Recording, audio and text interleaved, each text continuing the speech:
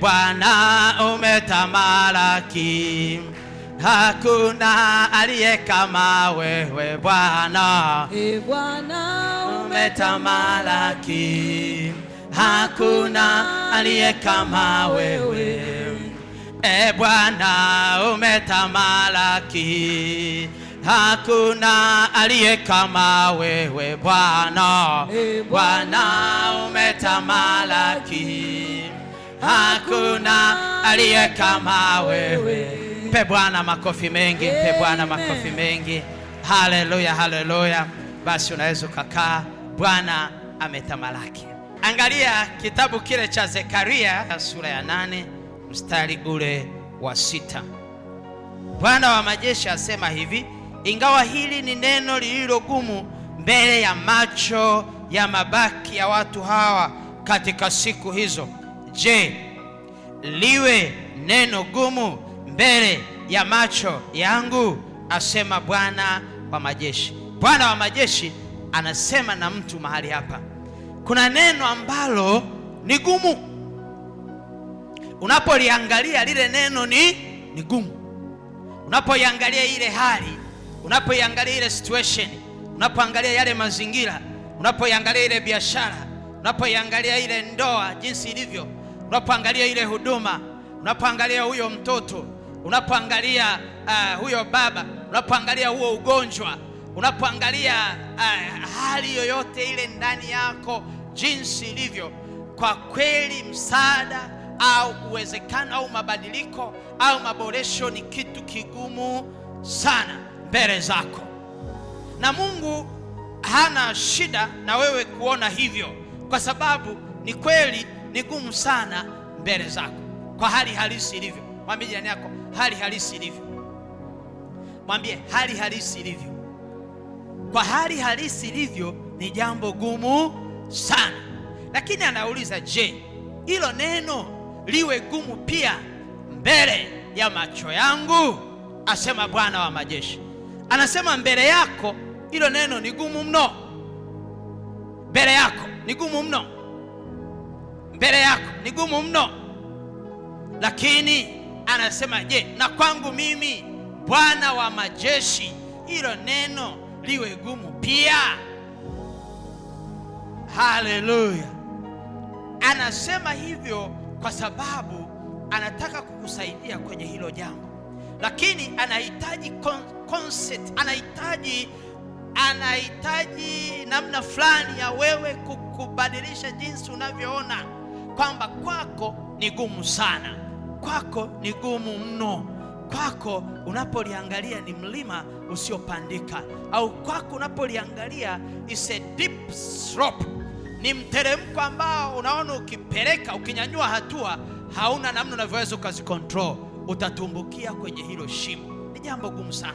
Inawezekana ni hali ya uchumi, inawezekana ni hali ya familia, ni hali ya ndoa, ni hali ya maisha, ni hali ambayo iko ofisini kwako, ni hali ambayo iko kwenye biashara yako, ni hali ambayo iko kwenye huduma nyumbani kwako, ni hali ambayo iko mahali fulani ni hali fulani inayokuhusu ambayo ni ngumu sana. Ni ya afya. Inawezekana umepewa na ripoti, you have a medical report inayosema kwamba hapa tumebakiza miezi 2 tu, kwa kweli tuko kwenye stage ya mwisho, tuko kwenye hatua ya mwisho. Ni jambo tena, there is no human intervention, no medical intervention, no scientific intervention, no economic intervention, no even political intervention.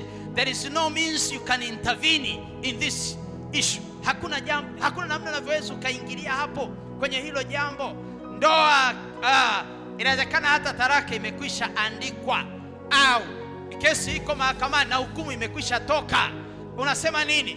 Unasema nini?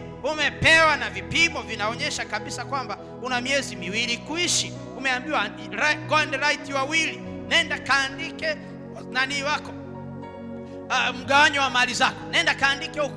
Kwa hiyo yani situation jinsi ilivyo, wewe mwenyewe you have given it up. Umesema hapa, kwa kweli basi tena, kwa sababu there is nothing you can do, or you have been trying, umejaribu hiki, umejaribu kile, umejaribu hiki, umejaribu kile. Ni neno gumu sana mbele ya macho yako, na Mungu anasema sasa anataka kuingilia kati kwenye hilo jambo, lakini anataka mabadiliko ya mtizamo wako, kwamba kwako liwe gumu, lakini kwake uone kwamba sio gumu. Kwake linawezekana. Haleluya!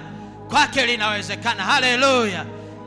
Hilo ndilo analolitaka ndani ya moyo wa mtu fulani. Hilo ndilo analolitaka ndani ya akili zako. Hilo ndilo analolitaka ndani ya sijui ni kwenye familia yako. Hilo ndilo analolitaka, kwamba ufike mahali uone kwamba with me au with us, kwa njia yetu au kwa uweza wetu au kwa nguvu zetu, kwa ujanja wetu, kwa maarifa yetu, kwa pesa zetu, kwa elimu yetu, kwa status zetu tulizonazo, au kwa nguvu tulizonazo, au kwa mipango mizuri tulionayo, lakini hata haiwezekani. Hili jambo ni gumu mno. Mungu anasema okay, there's no problem with that, lakini je, hilo jambo liwe pia gumu kwangu? Haleluya! Mungu anakuuliza, je, hilo jambo pia ni gumu kwake? Hebu muulize jirani yako, hilo jambo pia ni gumu kwa Mungu? Muulize, hilo jambo ni gumu kwa Mungu? Sasa Mungu anasema ya kwamba hilo jambo sio gumu kwake. Hii ni habari njema. Haleluya! Habari njema ni kwamba hilo jambo si gumu mbele za Mungu. Ni rahisi sana. Piga makofi kwa Bwana wa majeshi. Angalia kile kitabu cha Sefania. Kitabu cha Sefania sura ya 3. Sefania sura ya 3 mstari ule wa 9 na mstari wa 8. Asema basi ningojeni, asema basi ningojeni, asema Bwana, hata siku ile nitakapoondoka kuteka mateka. Maana nimeazimia, asema kwa maana nimeazimia kuwakusanya mataifa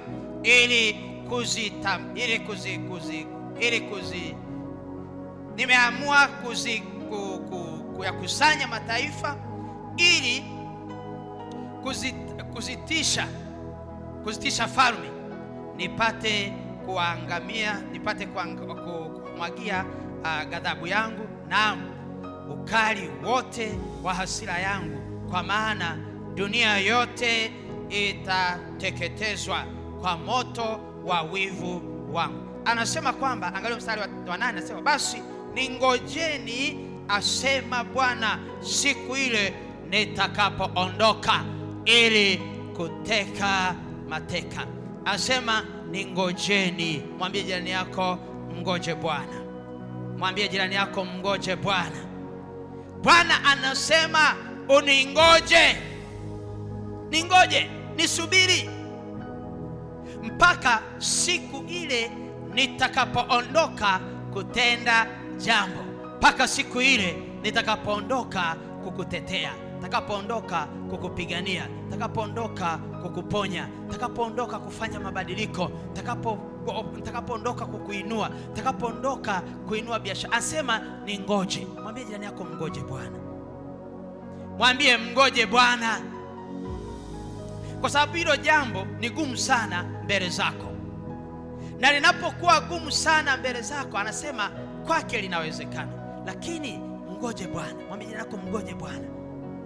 Na Mungu anaposema umngoje, Mungu anaposema, inawezekana ni just a second to come, inawezekana ni sekunde inayokuja, inawezekana ni nukta moja inayokuja. Mngoje Bwana. Inawezekana ni nukta moja inayokuja ikabadilisha matokeo. Anasema mngoje Bwana.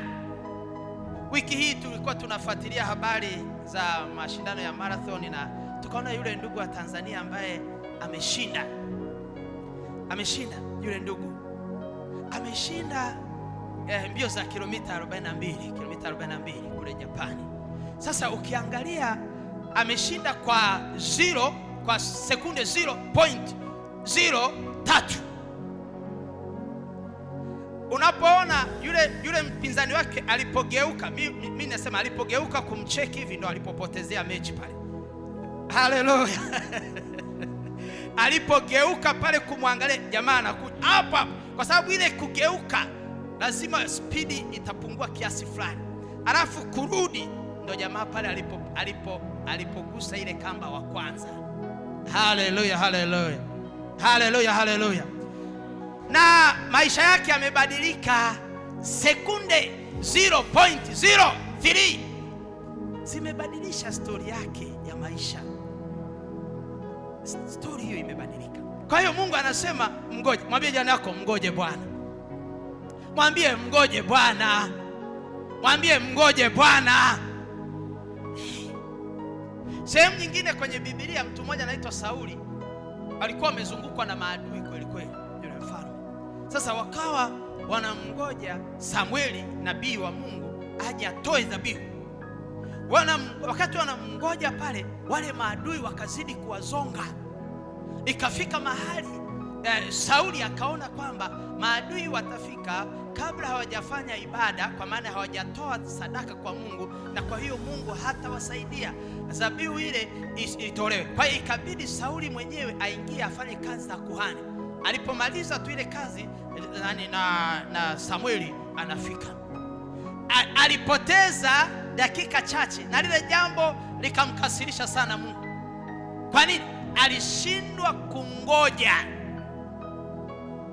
Kumbe kama unamngoja Bwana, wewe endelea kungoja tu. Haleluya, haleluya.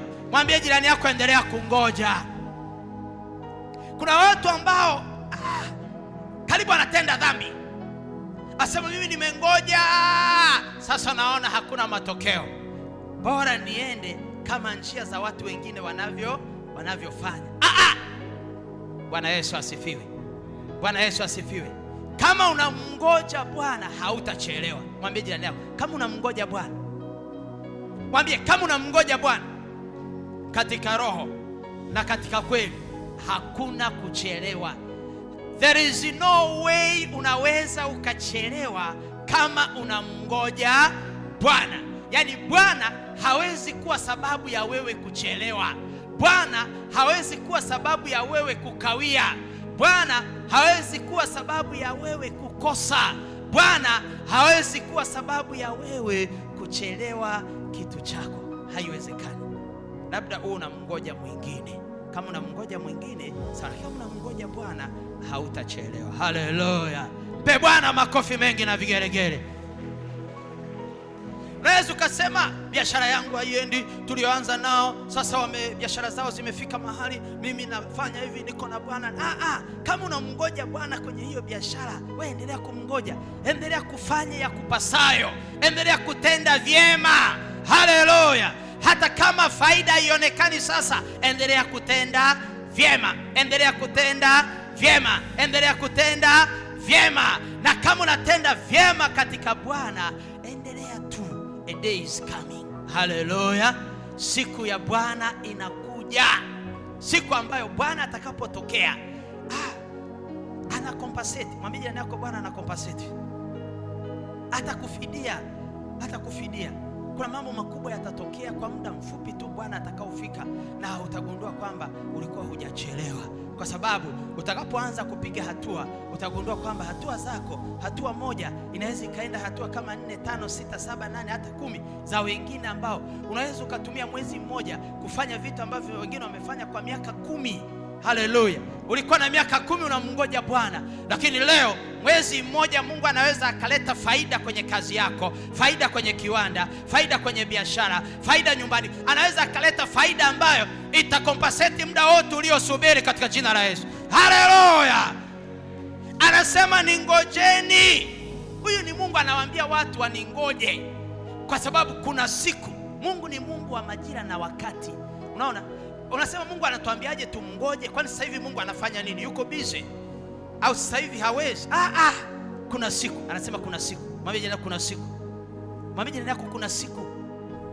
Anasema kuna siku. Anasema kuna siku ambayo ataondoka akafanye jambo. Isubiri hiyo siku. Haleluya. Nasema uisubiri katika jina la Yesu. Nasema uisubiri hiyo siku katika jina la Yesu Kristo.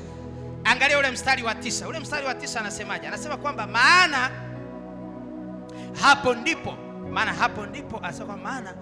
ndipo nitakapowarudishia mataifa lugha hiyo, anasema lugha iliyo safi. asema hapo ndipo nitakapowarudishia mataifa lugha iliyo safi. Na anasema kwamba na kulitia jina la Bwana wa majeshi, watalitia jina la Bwana,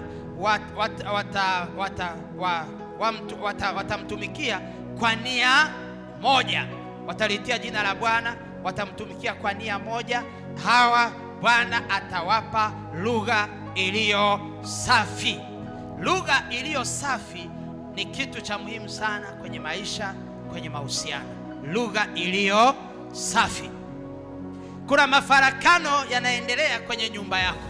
Wewe na mume wako hamuongei vizuri, wewe na mke wako hamuongei vizuri, wewe na wafanyakazi wako hamuongei vizuri, mko kwenye ofisini hamuongei vizuri, mko kanisani hamuongei vizuri. Lugha zenu zimechafuliwa. Lugha inapochafuliwa unashangaa, kila mkikaa hamfikii mwafaka, kila mkiongea hamfikii mwafaka. Lugha imefanya nini? Imechafuliwa. Kitabu cha Mwanzo sura ya 11, wakati wale watu wanataka kujenga mnara wa Babeli, Mungu akasema nitashuka niwatizame hao watu kitu hiki wanataka kufanya. Wale watu walisema tunataka tujenge mnara, tusitawanyike juu ya uso wa nchi, twende juu mbinguni, twende juu mpaka aliko Mungu. Sasa Mungu akashuka, akawacheki wale watu, akasema hao watu lugha yao ni moja, usemi wao ni mmoja, wamepatana kwa namna, hakuna namna utakavyowazuia kufanya hili jambo isipokuwa ngoja niwachafulie usemi. Na Mungu akachafua usemi wao. Usemi wao ulivyochafuliwa, hawaelewani tena, hawapatani. Ukakuta huyu akisema hivi, anasema hapo ndipo lugha zikatokea. Ni lugha zote za watu wanaozungumza zikatokea, na kila mtu akawa anamtafuta mwenzake. Wao akikuta wanaelewana, hivi nini kimetokea kambini? Kila mtu haelewi. Kwa hiyo yule ambaye amepatana naye lugha ndo ndugu yake, hata kama waligombana. Haleluya! Wewe kumbuka, kundi kubwa la watu, mji mzima pale wanajenga pale, afu ghafla hawaelewani, hawapatani. Hata yule ambaye mlikuwa mmekosana, ukienda kuongea ukakuta mnaongea lugha moja, unasema huyu wa kwetu. Haleluya, haleluya, haleluya. Wewe hujui. Nenda kwa mfano unajikuta huko kwenye jiji moja la huko Ulaya, afu ghafla unashtukia kuna mtu anaongea Kiswahili. Utaona huyu ni ndugu yangu kweli kweli. Unaweza ukamuita baba, unaweza ukamuita mama. Nini? Ameongea Kiswahili tu. Haleluya, haleluya. Unaweza ukamuita dada, unaweza ukamuita shanga, unaweza ukampa vyeo vyote. Kwa nini? Ameongea lugha, mmeelewana. Huyu anaongea la kwake, huyu anaongea kingine, lakini umempata ambaye mkiongea lugha mnaelewana. Bwana Yesu asifiwe. Ameshakuwa wa kwetu. Sema wa kwetu. Kwa hiyo Mungu anasema kwamba wana shida, lugha yao imechafuliwa, na kwa hiyo hawezi kumtumikia Mungu kwa nia moja, hawezi kulitia jina la Bwana kwa nia moja. Wakikaa hapa, hata kama huyu analiita Yesu, lakini lugha zenu, semi zenu zimechafuliwa. Humo ndani mioyo yenu imeshafarakana.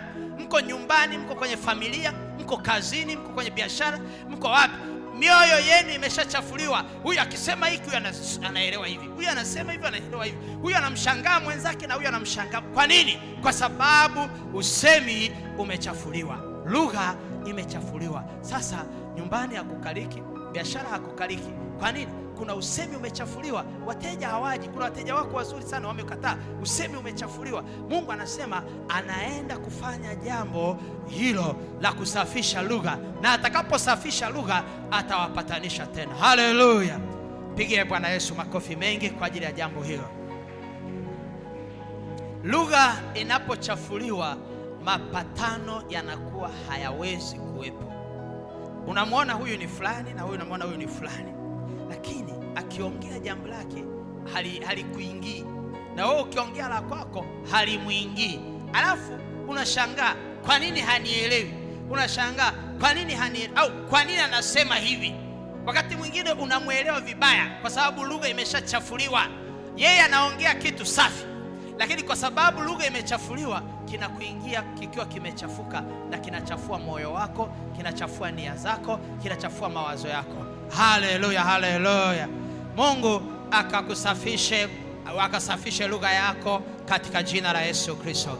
Nasema Mungu asafishe lugha yako katika jina la Yesu Kristo, ili uweze kutenda vyema lugha yako lazima iwe safi.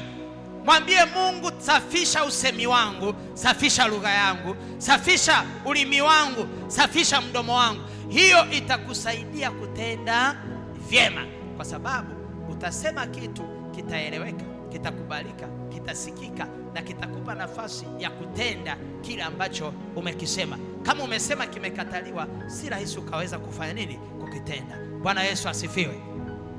Bwana Yesu asifiwe. Pigie Roho Mtakatifu makofi mengi. Weka mkono wako kwa mdomo wako. Sema sasa uwezi kusema. Baba, katika jina la Yesu, ninakushukuru kwa ajili ya mdomo wake na kwa ajili ya ulimi wake. Wewe unayetakasa, wewe unayesafisha ulimi, unasafisha usemi, unasafisha lugha. Ninaomba ukasafishe lugha yake, ukasafishe usemi wake. Mahali popote ambapo usemi wake umechafuliwa, usemi wake umeharibiwa, umechafuliwa kwenye ulimwengu wa roho, ile roho inayochafua, inayowachafulia, inakuchafulia kazini, inakuchafulia kwenye biashara, inakuchafulia nyumbani, inakuchafulia kanisani, inakuchafulia mtaani, inakuchafulia kwa marafiki zako. Unashangaa, kwa nini hawanielewi? Kwa nini wananikataa? Hivi inakuwaje? Ninaomba Mungu atakase usemi wako katika jina la Yesu Kristo, na asafishe lugha yako nyumbani kwako, kazini kwako, kwenye biashara yako, na kwenye kila eneo la maisha yako. Pawe na lugha safi, ili uweze kumtumikia Mungu kwa nia moja, muweze kunia mamoja, mkatende mamoja, katika jina la Yesu Kristo. Amen. Mpe Bwana Yesu makofi mengi. Anasema uwe na usemi moja. Usemi mmoja ulio safi utakusaidia, na utamani siku zote kuwa na usemi ulio safi. Haleluya. Weka mkono wako kifuani. Baba, tunakushukuru kwa uweza wako, tunakushukuru kwa nguvu zako, tunakushukuru kwa rehema zako, kwa kuwa wewe ni mwaminifu, na kwa kuwa wewe ni wa kweli, na kwa kuwa wewe ni wa haki. Katika jina la Yesu Kristo tumeomba na kushukuru. Amen. Pigie Bwana makofi mengi. Tumemaliza section A, tunaenda section B.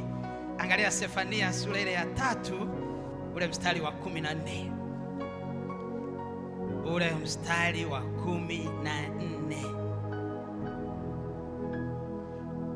Umeona mstari wa 14? Asema, imba binti Sayuni, piga kelele Israeli, furahi na shangilia kwa moyo wako wote binti Yerusalemu. Imba binti Sayuni, piga kelele Israeli, furahi na shangilia kwa moyo wako wote binti Yerusalemu. Haleluya. Anasema na watu wake, anasema na Sayuni, anasema na Yerusalemu, anasema na wale ambao anakaa ndani yao. Yeye ni Bwana, yeye ni Mungu wao, yeye ni Mwokozi wao, yeye ni mkombozi wao. Kama mtu aina hiyo yuko mahali hapa, aseme haleluya. Kama uko mahali hapa, piga kelele, shangilia, shangilia. Amen, amen, amen. Anasema kwamba furahi na shangilia kwa moyo wako wote binti.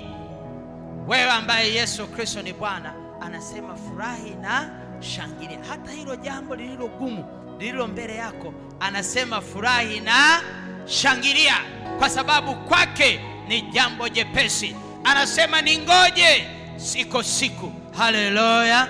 Na bila shaka hiyo siku ni leo. Haleluya. Piga makofi kwa Bwana. Pigie Bwana makofi mengi. Bila shaka hiyo siku ni leo. Sema, Baba wa mbinguni, hiyo siku ninaitamani, ninaishangilia, ninaifurahia. Hiyo siku ni leo, hiyo siku ni leo, hiyo siku ni sasa, ambapo Bwana lile jambo gumu unashteta nalo, unashughulika nalo. Haleluya. Piga makofi kwa Bwana kwa ajili ya uweza wake na nguvu zake. Anasema furahi na shangilia, Bwana ameziondoa hukumu zako, amemtupa nje adui yako. Haleluya. nasema ameziondoa hukumu zako. Maadui walikuwa wamekaa wamekuhukumu kifo, hiyo hukumu imeondolewa kwa jina la Yesu. Na anasema kwamba amefuta hukumu zako, amewatupa nje adui zako, shetani na jeshi lake la pepo wabaya, wale wanaokutafutia mabaya, jeshi la kuzimu. Anasema amewatupa nje. Kwani usimpigie makofi huyu Bwana? Anasema Bwana ameziondoa hukumu zao. Wale hukumu utakufa hautakufa, haleluya. Wale hukumu utaanguka hautaanguka, haleluya. Wale hukumu hamtakaa mpatane, tazama mapatano yanakuja, haleluya. Wale hukumu utakuwa maskini siku zote, tazama utajiri wa mataifa unakuijia, haleluya. Wale hukumu ya kwamba hautajenga nyumba yako, tazama hizo hukumu zimeondolewa. Bwana anakupa kujenga, Bwana anakupa kujenga, anakupa na kiwanja, haleluya. Walihukumu akasema hiyo kampuni yako, hiyo taasisi yako, hilo shirika lako halitainuka, biashara yako haitainuka. Tazama hiyo hukumu imefutwa. Bwana wa majeshi anasema ya kwamba utainuka. Siku ya kuinuka inakuja, siku ya kuinuliwa inakuja, siku ya kubarikiwa inakuja, haleluya. Walikuhukumu akasema huu ugonjwa utamuondoa, huu ugonjwa hauponyeki, huu ugonjwa hauna dawa, huu ugonjwa hauna tiba. Hiyo hukumu imefutwa leo. Hao ni maadui, hao ni mapepo, hao ni majini, hao ni mizimu, hao ni majini mahaba, hao ni wakuu wa anga, hao ni wakuu wa bahari, hao ni wakuu wa nchi kavu. Walihukumu maisha yako, wakahukumu familia yako, hukumu zao zimetupwa, haleluya. Piga makofi kwa Bwana.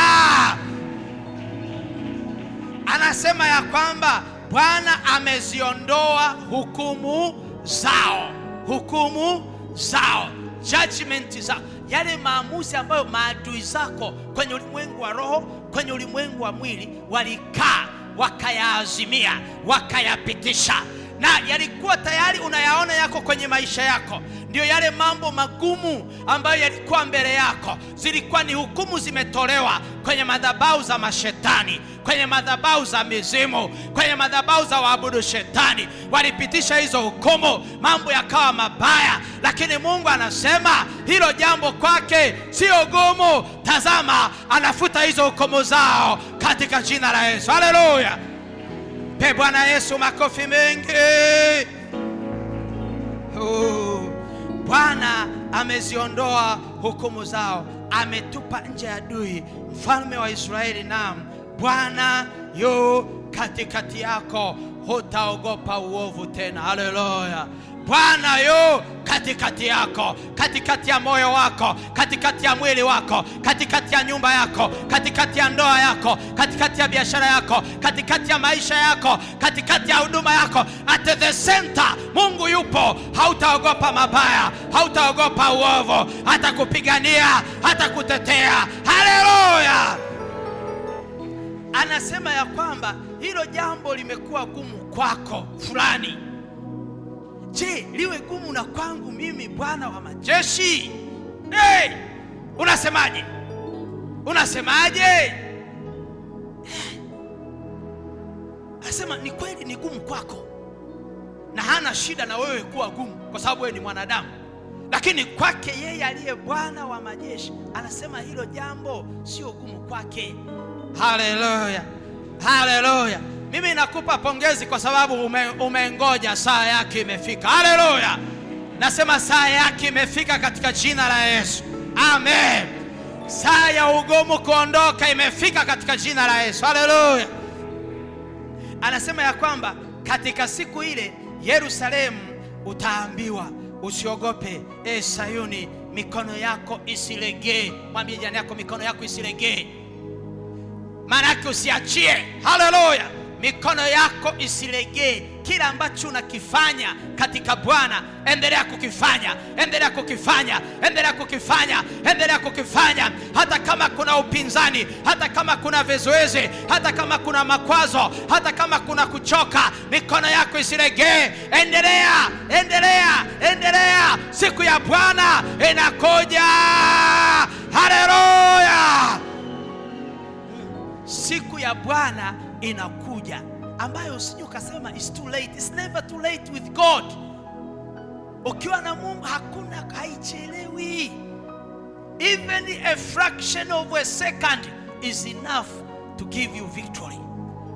Inatosha, sehemu tu ya sekunde inatosha kubadilisha matokeo, na hali ya hewa ikabadilika, kikawa kitu kingine kabisa ambacho watu wa kawaida ya mwili huu hawakukitarajia. Haleluya! Anasema kwamba Bwana Mungu wako yu katikati yako, shujaa awezaye kuokoa, shujaa awezaye kuokoa, shujaa awezaye kuokoa, shujaa awezaye kuokoa, shujaa awezaye kuokoa, awezaye kuokoa, awezaye kuokoa, shujaa, shujaa, shujaa. Bwana Mungu wako, Bwana wa majeshi ni shujaa. Haleluya, haleluya!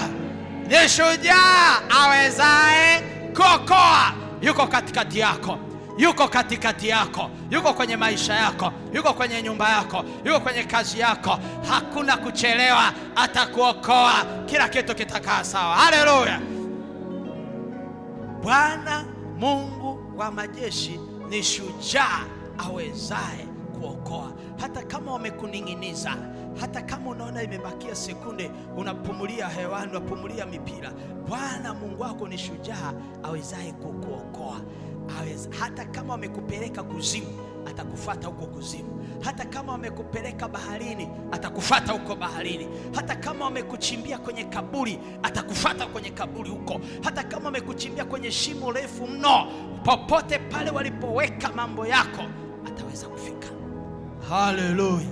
Anasema ni shujaa awezaye kuokoa. Pigie makofi yo shujaa awezaye kuokoa. Anasema atakushangilia kwa furaha kuu, atakutuliza katika upendo. Atakushangilia kwa furaha kuu kwa sababu umempa nafasi. Haleluya!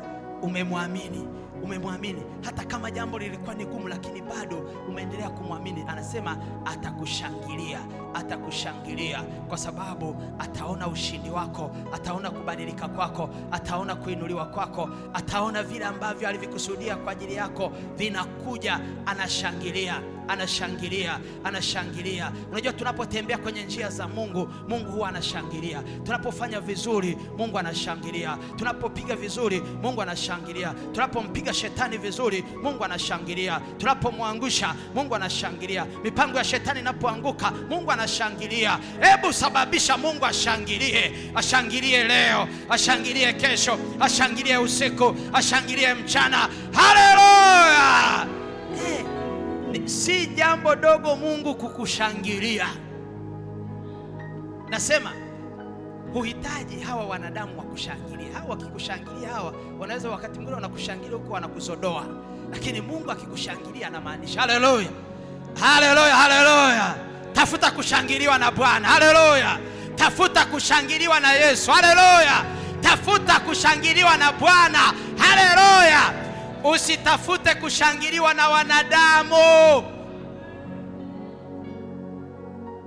Tafuta kushangiliwa na Mungu. Anasema kwamba huyu ambaye amempa Mungu nafasi, amemngoja Bwana, akasema huyu Bwana atamshangilia.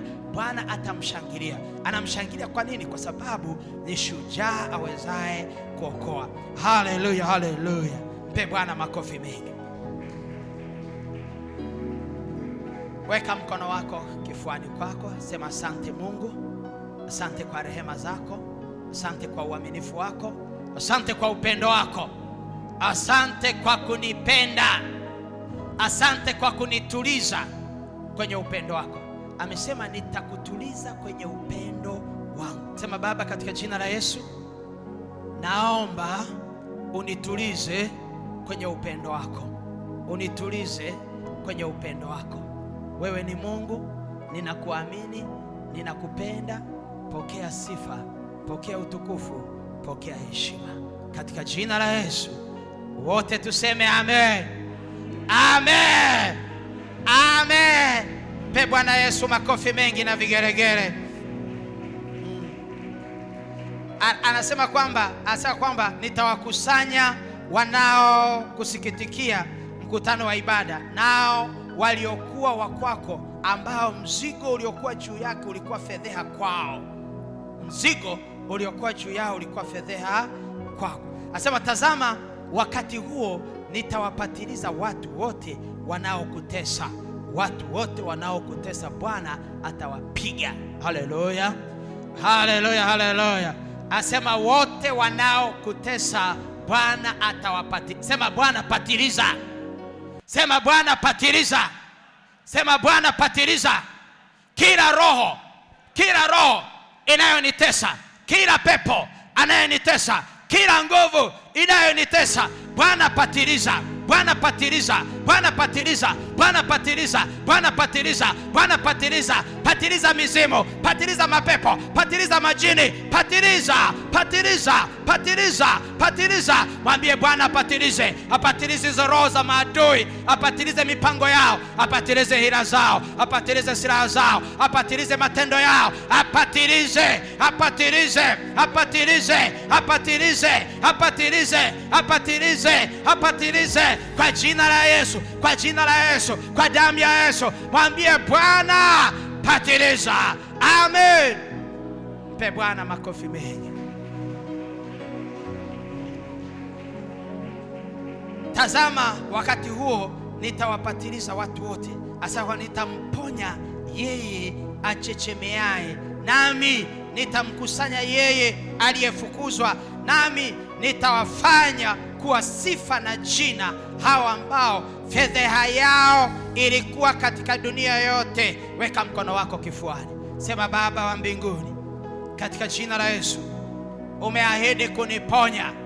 Naomba uniponye, naomba uniponye chochote ndani yangu kinachochechemea, kinachochechemea, kilichojeruhiwa, kilichoumizwa. Ninaomba uponye. Ponya biashara yangu, ponya maisha yangu, ponya kazi yangu. Ponya Bwana, ponya Bwana, ponya Bwana.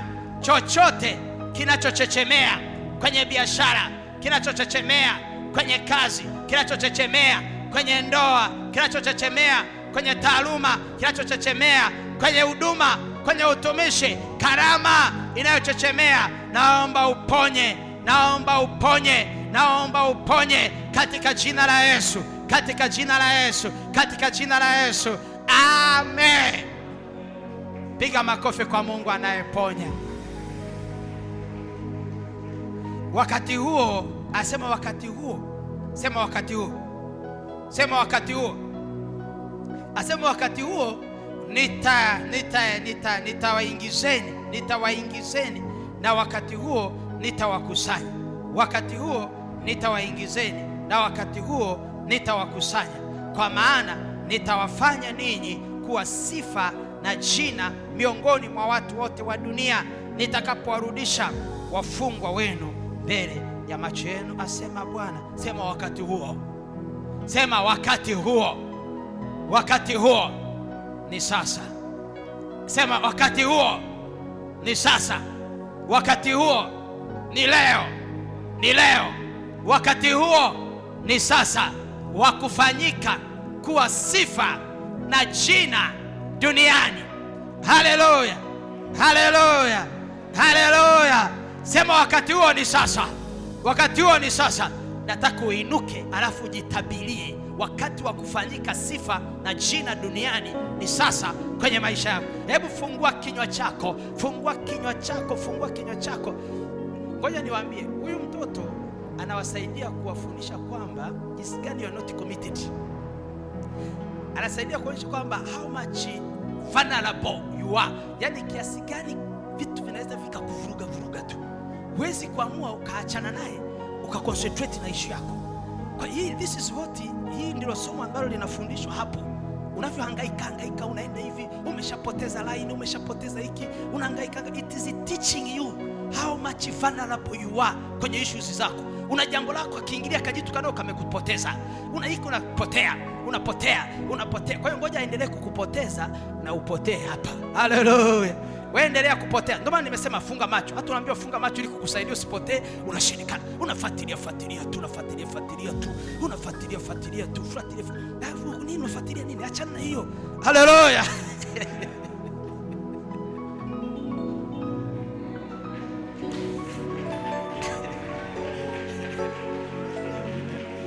Kwa hiyo huyu na atabaki hivi atakuwa na vuruga hivyo mpaka mpate akili ya kuconcentrate kwamba yuko hapa anafanya mambo yake na wewe unafanya cha kwako. Mko huko kwenye biashara mnahangaika tu. Mtu akitokea na biashara kake huko kana kuvuruga. Kwenye ndoa mnavurugwa tuna vitu tu. Uko wapi? Mnavurugwa tu mtaani. Una vimaneno vinakuvuruga tu hivi tu. Umekaa unakikimbilia tu. Vitu vingine ni vya kupuuza ili uendelee na maisha yako. Unanielewa? It doesn't bother. Hallelujah. Bwana umetamalaki, hakuna aliye kama wewe Bwana. Bwana umetamalaki, hakuna aliye kama wewe.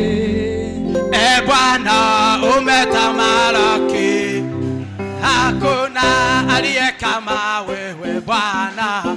Bwana umetamalaki, hakuna aliye kama wewe. Bwana umetamalaki, hakuna aliye kama wewe Bwana. Bwana umetamalaki, hakuna aliye kama wewe. Ni wewe Bwana wa mabwana, hakuna aliye kama wewe Bwana. Hakuna aliye kama wewe. Ni wewe mwenyewe za wote, hakuna aliye kama wewe Bwana. Bwana umetamalaki, hakuna aliye kama wewe. Ni wewe kimbilio letu, hakuna aliye kama wewe Bwana. Bwana umetamalaki, hakuna aliye kama wewe. Ni wewe kimbilio letu, hakuna aliye kama wewe Bwana. Bwana umetamalaki, hakuna aliye kama wewe. Piga makofi kwa vigeregere kwa Bwana. Haleluya, haleluya.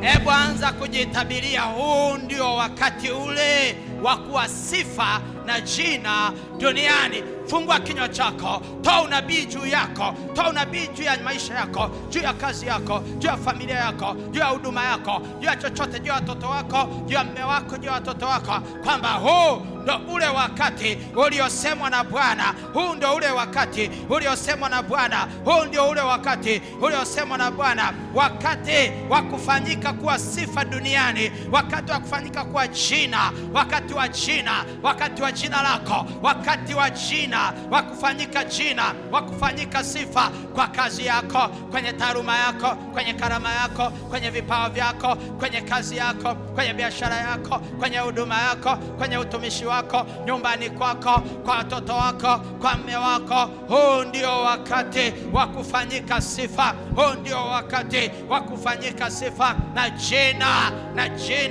jina litajulikana, jina litajulikana, jina litajulikana. Sifa zitaenea katika jina la Yesu Kristo, katika jina la Yesu Kristo. Sifa zitaenea, sifa zitaenea, sifa zitaenea katika jina la Yesu Kristo. Huu ndio wakati, huu ndio wakati, huu ndio wakati, huu ndio wakati, huu ndio wakati, huu ndio wakati, huu ndio wakati, huu ndio wakati, katika jina la Yesu. Kama Bwana alivyosema, kama Bwana alivyonena, kama Bwana alivyonena, huu ndio wakati, katika jina la Yesu Kristo.